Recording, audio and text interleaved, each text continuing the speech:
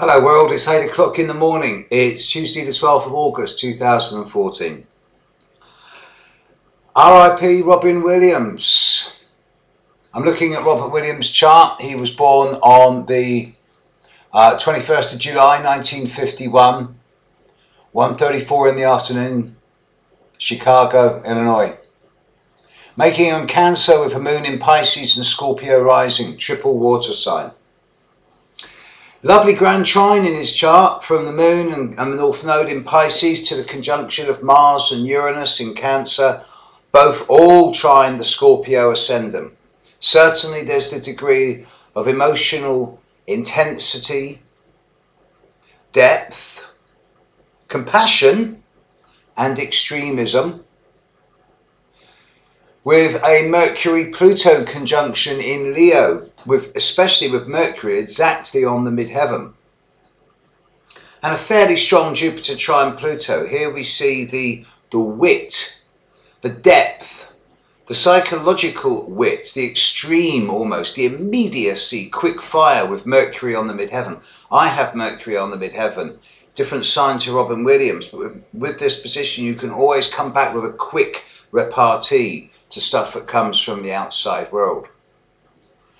But with Mercury on the midheaven and a grand trine in water, you'd think, well, hang on a minute. There's a lot of fortune here. There's a lot of opportunity. True, there is. But with all that water, there's also a great deal of depth and a great deal of sensitivity and feeling, which perhaps was never truly expressed. I get the feeling that he was under the impression that he was rejected a lot. Certainly, the killer aspect, and I do not use that term lightly, in his horoscope, is the opposition, the almost exact opposition to within half a degree of the moon in Pisces to Venus in Virgo. Venus in Virgo is perhaps the toughest position for Venus because it demands the best of both others and oneself. And there is a flippant joke about Venus as nothing is ever good enough. Perfection is only a momentary fleeting glimpse, and that 98% is good enough.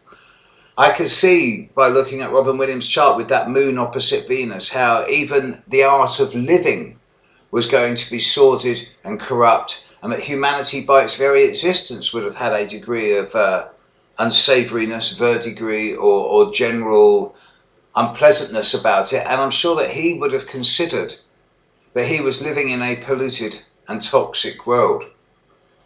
The press reports suggest that he hanged himself around midday yesterday, local time, and he was pronounced dead on the scene. And it does appear that he took his own life, in which case it can only be seen as a response to what I imagine that he saw as the despondency, the depression and the despair of the outside world. His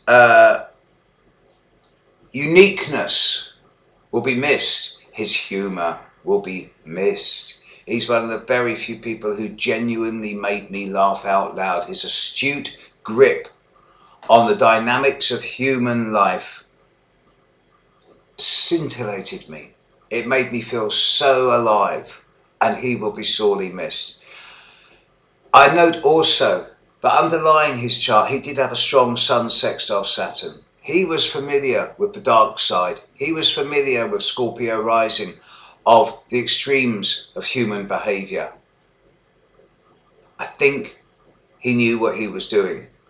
At the moment in the sky, Pluto in the sky is opposite his Mars, opposite his Uranus, squaring with Uranus on his Jupiter. I get the impression that he felt that his job was almost done, that he felt not so much worthless, but he felt like he couldn't go any further.